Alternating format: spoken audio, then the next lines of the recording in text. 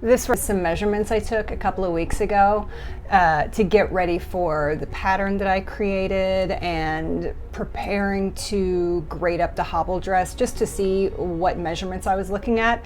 And I just realized that I wrote 2020 on it. It's the end of August. I shouldn't still be writing 2020 on things. I think that just speaks to probably the state of our mental health. I'm sure I'm not the only one experiencing those problems. I talked in the last video that I wanted to make a dress to wear to a friend's wedding. This is it. I did not get any good pictures of it on the day. I wore it to an event yesterday, and I think the gal was taking pictures, got a good picture of me in it. So if I get a copy of that, I'll put it on my Instagram.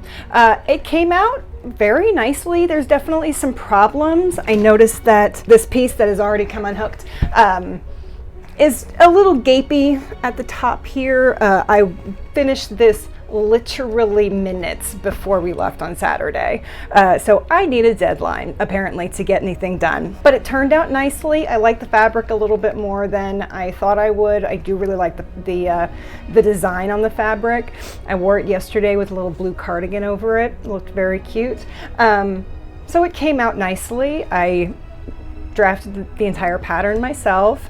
I didn't film any of that because I was basically just following along with the Closet Historian. She has a lot of really great videos up about drafting your own patterns. So I will link to all her stuff in the videos that I used below.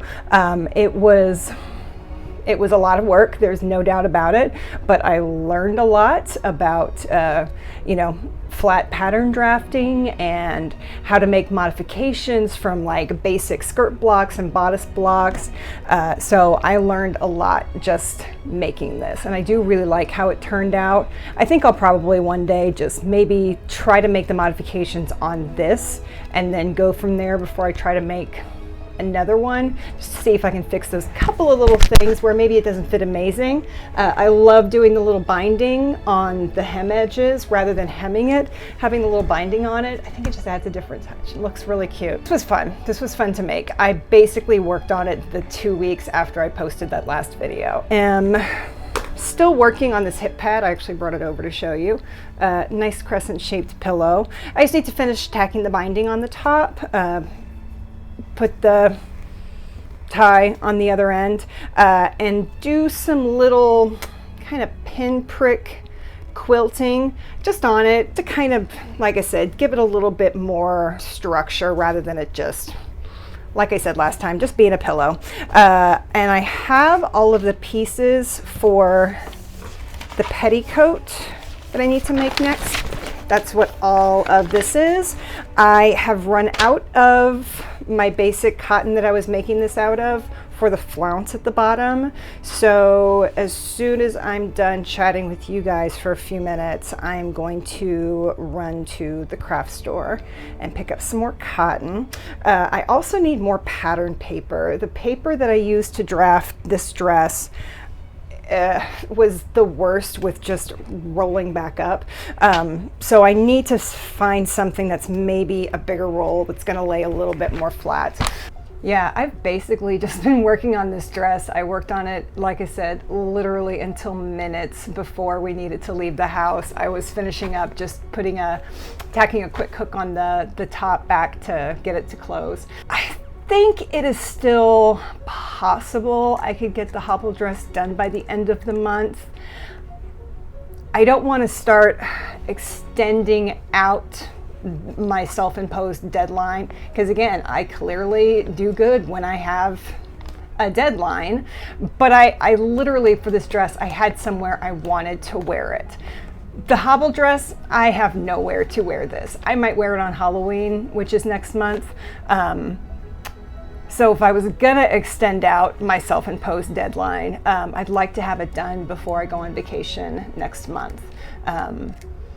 So it might go into the beginning of October, we'll see.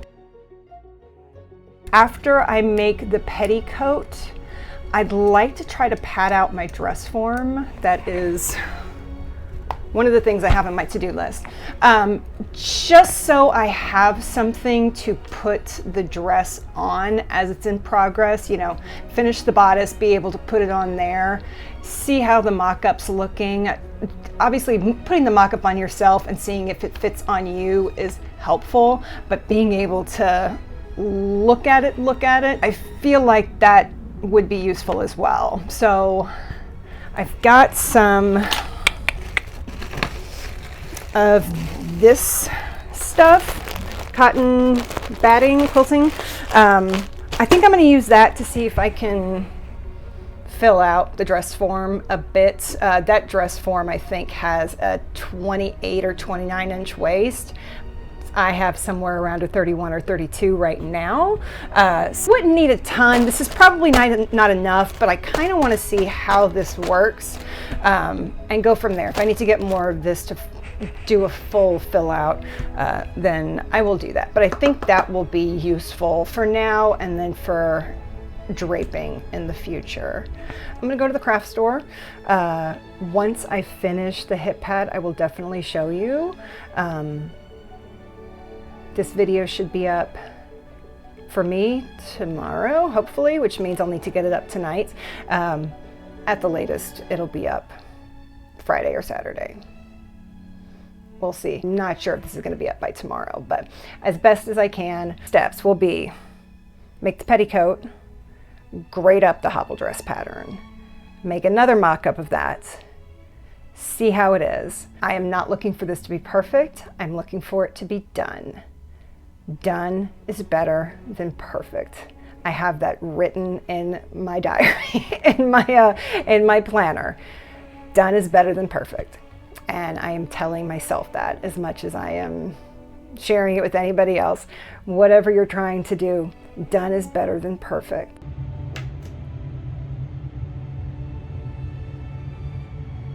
Literally, as I was about to hit record, the AC came on, and it is not that hot. Lovely, super aesthetic backgrounds. This is not aesthetic. Would my photo wall be better? Maybe. Ooh, there's Nathan Fillion. Where is he? Ooh, there's Nathan Fillion. So something I was gonna work on today, which is a project that has been slowly in the making over the last few months as I've been doing more sewing, is having dedicated sewing areas.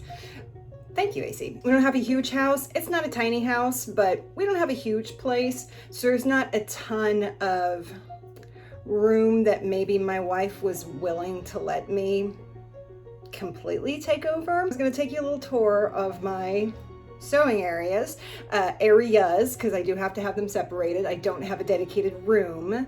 Not in this place. In a future place, that will be a requirement. I have already said I need a small room at least that I can dedicate. Real quick, let me show you what I picked up yesterday. This little pumpkin. This was not a pincushion. Look at stuff and see how you can repurpose it. This was $3 at World Market. Cute little pumpkin pincushion. Let's look at the sewing areas, and I was going to share my next plans and go from there.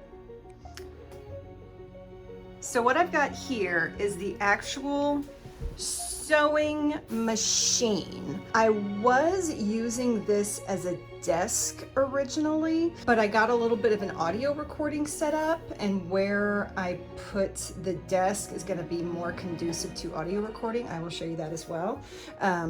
Little dress form. There's a nice bit of light in this space. So I thought this was more conducive to sewing compared to where I had my machine, which was, and you have seen this area before in a previous video.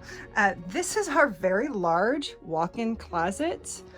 Interesting fact we learned after moving in here is that this very tiny space used to be the kitchen. In this place, we have a garage conversion. So right underneath us is the 2-car garage underneath our very messy bedroom. So don't look at that. is the garages, and our landlady put an addition that is now the living room and the kitchen. This actually used to be the kitchen, which is crazy to me.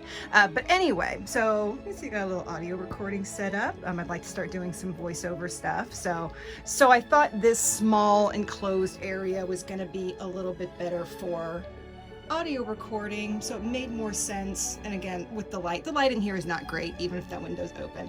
This seemed like to make more sense as a quote-unquote office than sewing area.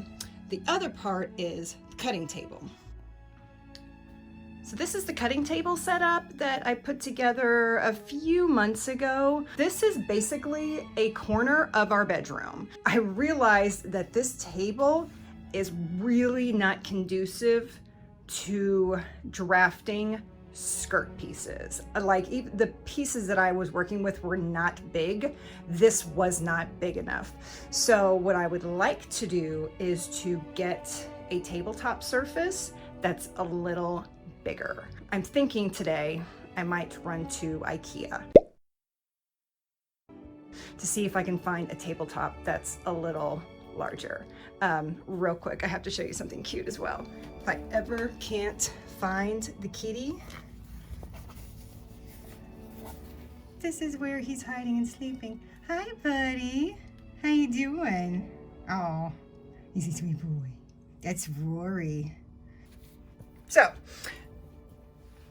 larger cutting table. That is, I think, my next step. And nothing too much bigger. The issue I'm running into is this is a tabletop, and some of them will be, a lot of them, it seems like they are longer when I really need something probably about this length, but wider, almost more of like almost a square. And I don't know if I'm going to be able to find that. So we'll see what I can find. And then once I've got a setup that I think is going to be a little bit more space, I need to start drafting up the hobble dress pattern. So that's the next step.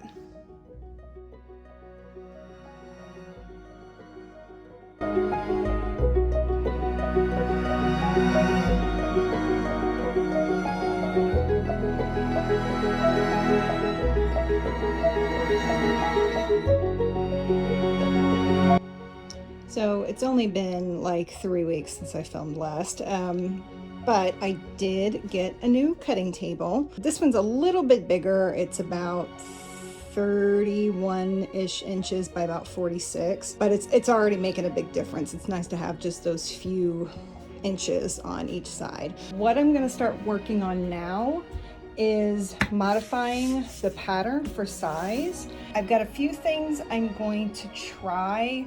Obviously, each piece doesn't necessarily need to be modified, but the bodice is going to need to be modified, the waist is going to need to be modified, and the skirt gores. So that's what I'm going to do next, and obviously then make a mock-up of it just to make sure the fit is good. I do have basically all of the undergarments done, and let me show you that.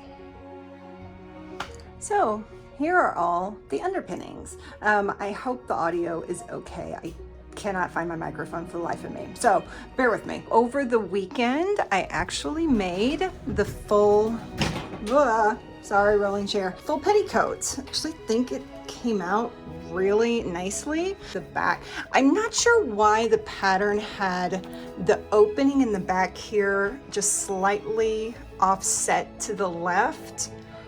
I don't think it made it any easier necessarily to tie had it just been in the back, but I followed the instructions, whatever. Maybe because of the cartridge pleating, which I sort of attempted to do here at the last minute. Oh my goodness, I am a chaotic mess. At the last minute, I decided to do a little bit of the lace trim on the bottom. That